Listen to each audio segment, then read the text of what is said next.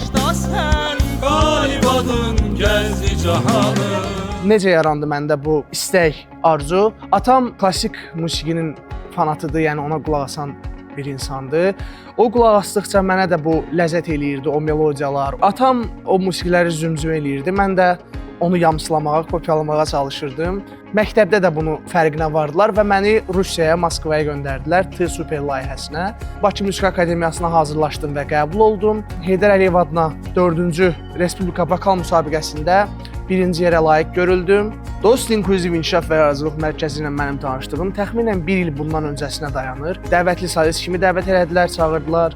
Mən burada bir sıra əsərlər ifa elədim və mən nəticədə buranın təlimçisiyəm. Hal-hazırda inşallah beynəlxalq müsabiqələrə hazırlaşıram. Gələcəyə dair bir sıra planlarım var, amma bunların ən başında dünyanın ən nüfuzlu teatrlarında opera ifaçısı kimi iştirak eləmək, fəaliyyət göstərməkdir. Buradan bütün istedadlı gənclərə demək istədiyim söz odur ki, uğurlarınızdan qaçmayın. Daim onların arxasınca gedin.